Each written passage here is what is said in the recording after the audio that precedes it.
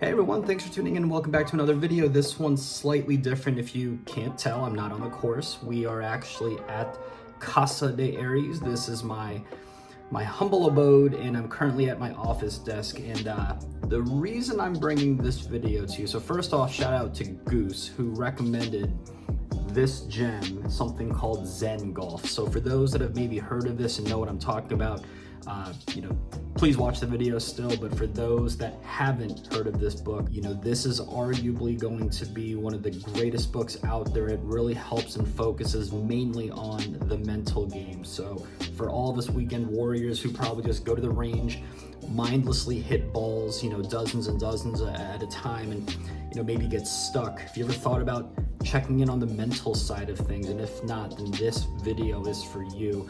I might do a series, I might have a few different videos, and this is going to be video one that's going to focus mainly on arguably my favorite part of the entire book, putting. So I'm going to give you my top kind of key takeaways of what I saw from putting. So kind of my top 5 things that I want you all to take with you and just start thinking about the next time you go to the course. So tune in. So starting with number 1, we're going to call this one the mental aspect. So what do I mean by that? So the mental aspect, even just the way that you think of putts. In the book, they give an example of how, I forget the gentleman's name, but there's a PGA Tour player, and I think he smoked a putt on 18 that was like a 4-footer. Someone asked him like, hey, like how did that feel? Tell me about that putt. And his response was, oh, I made the putt, it just didn't go in. And when you really think about that for a brief moment, I think that what they take away in the book is the concept of making a putt versus holing a putt. So just to be clear, what that means, making a putt is you can only control what you can control. Pick a line, pick a pace, put a good stroke, and if you can do that, then you made the putt. After that, it's beyond our control, and if the ball goes in, the ball goes in. Hopefully you can say I hold it, but I think what the book is trying to explain is don't be results oriented. If you can put a good stroke, you're confident and it works, then you know what, you made the putt. Have that positive mindset and think and move on to the next hole. So really, really powerful stuff there just to get started. Okay, let's dive into point number 2. This one we'll call develop a routine. In the book, they talk about and give you different strategies on how to read putts and some suggestions. Everyone probably has their own routine, but how many of you can say you've thought of it where, let's take a look at it from behind the ball, which we all probably do, then just pick a line. But how many of you can say I look at it from behind the hole, halfway through the hole, maybe look at it from the side or both sides? I think what's really cool about this is that, looking at the putt from different angles and building that routine, you're probably thinking to yourself, I don't want to be that annoying guy who takes forever and, I'll just go ahead and whack this, and kind of guess. Don't do that. Pick a routine. There's a reason why tour players are so good at putting. They have their own routine. They know what to look for. And more than likely, the mental aspect of putting a good stroke and a good line, that all comes from reading it and looking at it from all angles. So that's point number 2. Okay, point number 3, I think we'll call this one putt with imagination. So what does that mean? If you followed point number 2 with developing a routine and looking at all the different angles, one of the things that I really took away from this book, which I thought was pretty cool, think of the hole as a clock system. And the way you should try to putt with imagination and imagine the ball going in is, first off, where is it going in? Is it 12 o'clock, 9 o'clock, 6 o'clock, 7 o'clock? So think of where the ball's going in. Then from there, think of the putt backwards. Literally think of how the ball will get there from that clock system. So from the hole back to where your ball marker is, think of that in your head. You've already done the routine and looked at the putt from all different angles. So this should be a really simple way of you just really envisioning, really imagining. This is kind of, I've used this motto before, aim small, miss small. So if you aim for the right point on the clock, more than likely you will have a lot more hole outs. Okay, point number 4. And on that note about a lot more hole outs, this is arguably, this is probably the number 1 thing that I've changed in my game, which has really, really helped me a lot. This is going to be the concept, and it sounds so stupid, but it's so true. Get the ball there. Give it a chance. Get the ball to the hole. I think it's, I think of that cliche saying, it's funny.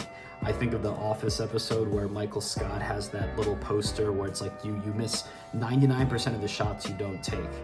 Michael Jordan, Michael Scott, Wayne Gretzky, whatever. Anyway, point I'm trying to make here is always give yourself a chance to make the putt. It's so cliche, it's so stupid, but if you can just, I think some of the drills in the book are imagine the hole 6 inches, 12 inches, 18 inches past the hole, and that's your hole. I think it's a really good thought just to have, hey, let's get it a little bit past. If it goes in, it goes in, going back to the earlier points, but something as small as, and for those that have golfed with me, I've probably chirped at you some pine, don't leave it short. It's just a really easy saying, give it some thought, and yeah, that's one of the key things that I like to take away. And then the last stat, and this actually isn't a part of Zen Golf. It kind of, they talk about it and allude to it, but I actually pulled some stats separately on some different websites. But we'll call this bullet point setting realistic expectations on the course. So what do I mean by that? Here are some really interesting stats. I'm going to throw it on the screen as well, but here are some interesting stats that I want everyone to think about on the next round that they have. On the PGA Tour, the one putt makes, the make average from 8 to 9 feet is 45%. Now that's a ridiculously, good number, almost 50%. But when you get to 10 to 15 feet, it drops to 30%. And then from 15 to 20 feet, it drops to 18%. So think about that for a brief moment. The best putters in the world, literally the best putters in the world, are still only holding it 1 out of 3, 1 out of 5 times from those distances. I think, I forgot who it was, but there was a recent interview, one of the pro golfers on the PGA Tour, I think they made a comment how televised golf matches on TV is really, it's really messing up the game in terms of expectations, because they just cut to people always draining putts, making 50-foot lag putts to an inch, and they just really kind of skew expectations. So just remember that PGA Tour, the best players in the world, they are still only making 30% from 10 to 15 feet and only 18% from 15 to 20. We are not expected to make every single putt.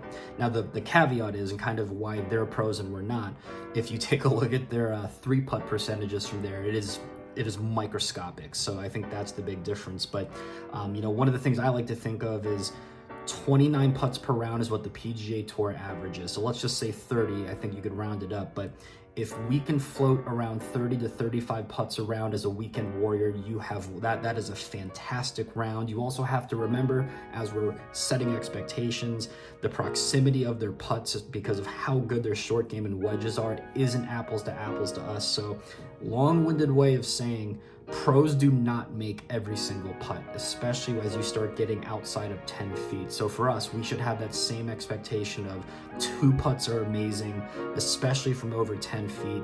Just walk away, be happy, and try to avoid the 3 putts, but that goes without saying. Anyway, hope you enjoyed this video, different format, and if you did, let me know, throw a like, throw a quick comment. Hopefully I can do more of this, break down some of the book, but again, Zen Golf, check it out if you haven't. Awesome read. Till next time.